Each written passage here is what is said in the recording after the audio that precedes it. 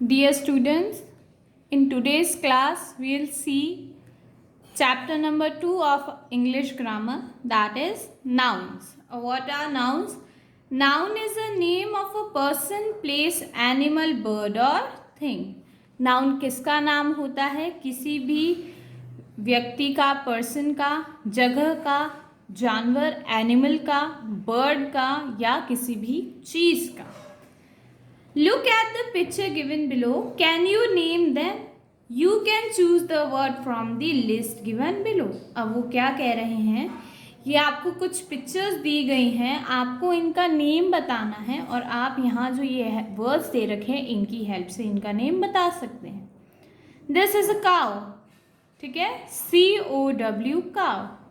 This is a tree, TREE tree. This is a boy, BOY boy. This is a cat, CAT cat.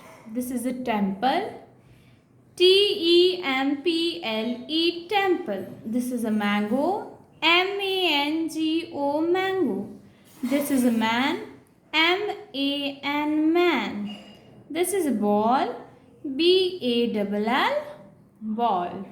हमने pictures देख के यहाँ पे जो list थी उसकी हेल्प से हमने उसको नाम दिया. किसी भी चीज़ को नाम देना, जो हम उसको नाम दे रहे हैं, दैट इज नाउन. अब काइंड्स ऑफ नाउन. नाउन कितने तरह के होते हैं? Noun there are 5 kinds of noun. These are noun total 5 तरीके के होते हैं, 5 काइंड्स के होते हैं. अब वो हैं, first is common noun. A common noun is the name common to every person, place, animal or thing of the same class, kind or group. ठीक है, एक तरह के, एक ग्रुप के पर्सन्स को, प्लेस को, एनिमल या थिंग ऑफ सेम क्लास. ठीक है, जैसे आप लोग 3rd क्लास के स्टूडेंट्स हैं तो स्टूडेंट्स ऑफ 3rd क्लास. ठीक है, ये कौन सी कैटेगरी में आएगा? It will come in category of common noun. आप एक ग्रुप हैं. ठीक है, आप कौन सी क्लास के को बिलोंग कर रहे हैं? You are belonging to 3rd class. Look at the picture and read the sentences. अब अपन को ये जो पिक्चर्स दे रखी है इनकी तरफ देखना है and we have to read the sentences. Doctor and nurses are attending the patients. अब डॉक्टर और नर्स क्या कर रहे हैं? ये पेशेंट्स को देख रहे हैं. Cow, sheep and horses are afraid of tigers. Second picture में काउ, शीप और हॉर्सेस किससे भाग रहे हैं? वो टाइगर्स से भाग रहे हैं. Apples, bananas, oranges and mangoes are juicy fruits. यहाँ पे एक बास्केट है, इसमें जितने भी तरह के फ्रूट्स दे रखे हैं वो कौन से फ्रूट्स हैं? वो सारे जूसी फ्रूट्स हैं. Temple, church and mosque are places of worship. मंदिर, मस्जिद और चर्च कौन सी प्लेसेस होते हैं? वो हमें गॉड से मिलाते हैं, वहाँ जाके हम प्रेयर करते हैं. All the naming words above are the name of person, animal, things and places which are common to the same class, kind और group. Therefore, they are known as common nouns. अब यहाँ पे सी, doctor and nurse का profession same है. वो दोनों ही medical professions को belong करते हैं. वो पेशेंट्स की हेल्प करते हैं. ठीक है, तो ये सेम ग्रुप के हो गए. काउ, शीप, हॉर्सेस और टाइगर ये सेम ग्रुप के हो गए. ये एनिमल ग्रुप को बिलोंग करते हैं. These all are animals. Apple, banana, orange, mango. These all are fruits. Temple, church, mosque. ये कौन सी places हैं? ये places को belong करता है. And which type of places? Worship place. Now comes proper noun. A proper noun is the name of a particular person, place or thing. ये किसी एक particular चीज़ को, जगह को या ह्यूमन को पॉइंट आउट करता है. All proper noun begin with the capital letter. ठीक है, और सारे प्रॉपर नाउन एक कैपिटल लेटर से बिगिन करते हैं. जैसे आपका नाम है हम नाम हमेशा कैपिटल में क्यों बोला जाता है या लिखा जाता है? जो हम लिखते हैं आपका नाम, आप क्यों लिखते हो कैपिटल लेटर में? क्योंकि आपका नाम सिर्फ आपको बिलोंग कर रहा है, वो किसी और के साथ आप शेयर नहीं कर रहे हो, वो एक पर्टिकुलर पर्सन का है। आपके जैसा अगर आपका कोई ट्विन भी होगा तो भी उसको कोई अलग नाम दिया जाएगा, दो पर्सन को सेम नाम नहीं दिया जाएगा।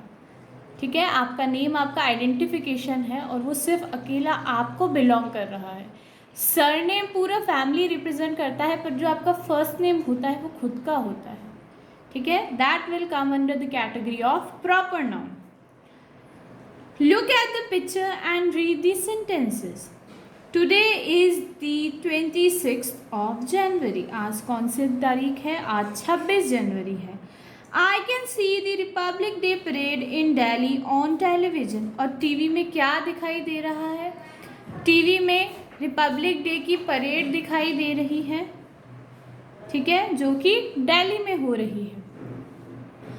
On one side of the parade is the Rashtrapati Bhavan. एक तरफ जो परेड चल रही है उसके एक तरफ तो क्या है? राष्ट्रपति भवन है। On the other side is the India Gate. और दूसरी तरफ क्या है? दूसरी तरफ इंडिया गेट है। The names above are the name of particular places and things, therefore they are called proper noun। अब यहाँ पे जो नेम्स हैं इन 3 लाइन्स में, 3 सेंटेंसेस में जो नेम्स आए हैं वो प्रॉपर नाउन के नेम्स हैं, इसलिए हमने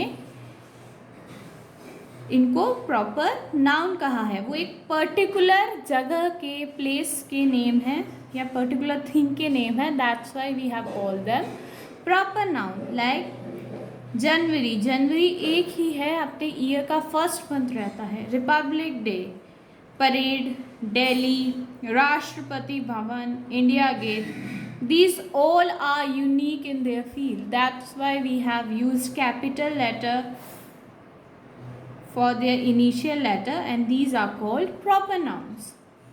Now next is collective noun. A collective noun is the name given to a collection or group of person or thing। किसी भी एक ग्रुप ऑफ पर्सन या थिंग को जो हम नाउन या नेम दे रहे हैं, that is called collective noun. Let's see here, look at the picture and read the sentences. An army of soldier is passing through the street. किसकी army जा रही है स्ट्रीट से? सोल्जर्स की army. Okay, the word army here ये group को बता रही है, ठीक है, it's representing a group, that why it is a collective noun. Our cricket team score well in the match. किसने अच्छा स्कोर किया? Cricket team. टीम जो है वो एक ग्रुप को रिप्रेजेंट कर रही है। टीम में there are many members, so we are using team as a collective noun. Shreya is holding a bunch of keys in a hand. अब बंच में एक सिंगल की तो आएगी नहीं, कीज आएंगी बहुत सारी, सो ये कलेक्शन ऑफ की हो गया, that why it is known as, this is collective noun. A flock of sheep is grazing in field. बहुत सारी शीप्स का ग्रुप घास चर रहा है, तो फ्लॉक क्या हो गया? It's a collective noun.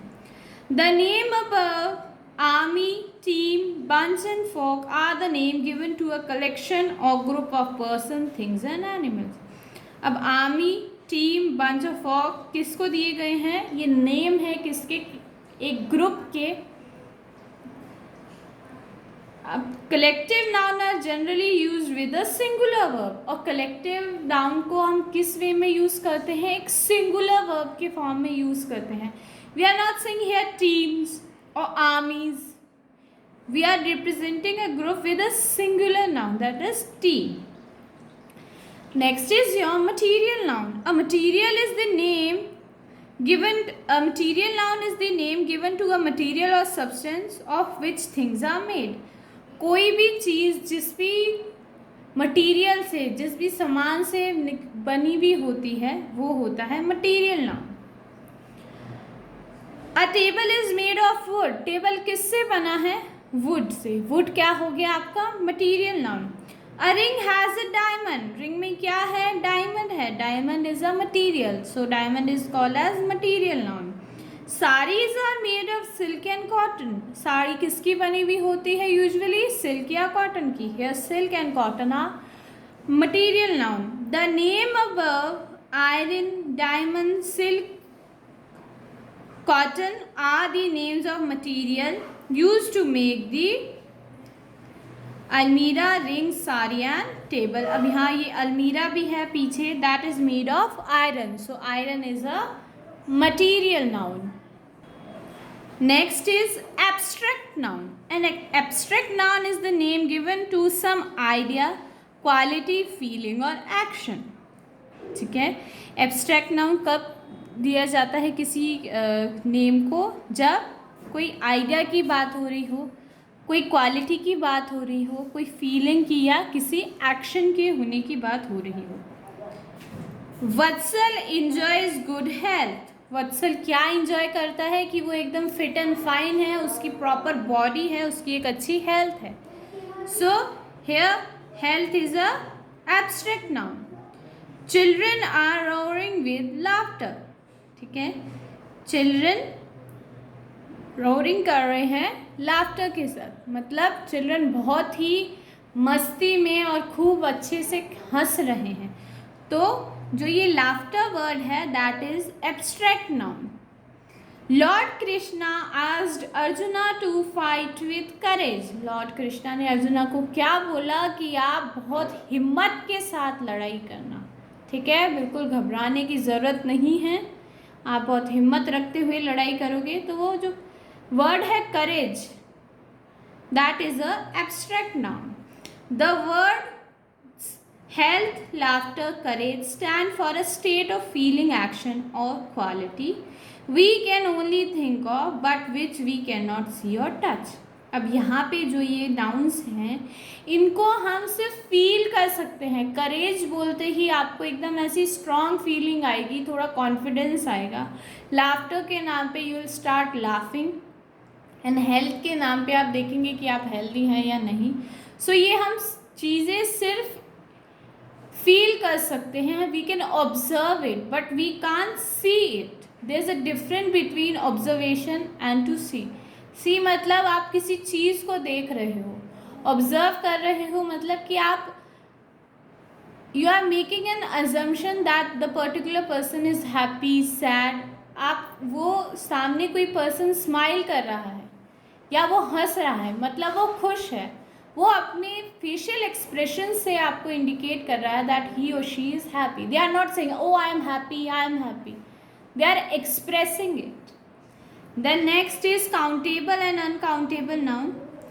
The nouns which can be counted to tell their numbers are called countable noun. वो नाउन जिनको हम, वो चीज़ या वो पर्सन, प्लेसेस जिसकी हम काउंटिंग कर सकें, वो होते हैं countable noun. Like book, city, watch, girl, etc.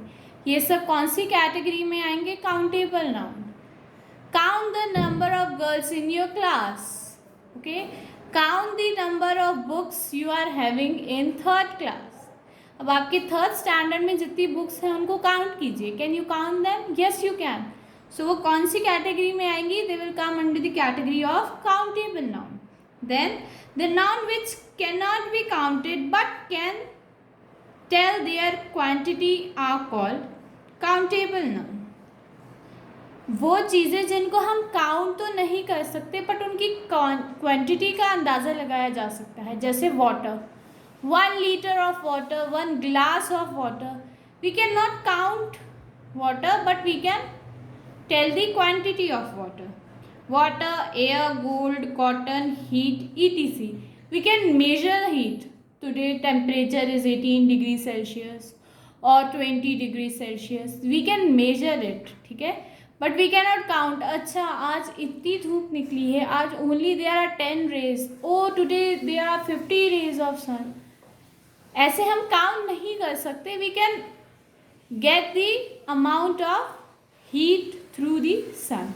ठीक है, कि कितनी आज धूप कितनी तेज़ है उसके अकॉर्डिंग कितना मौसम में कितनी हीट प्रोडक्शन हुई है, दैट वी कैन टेल।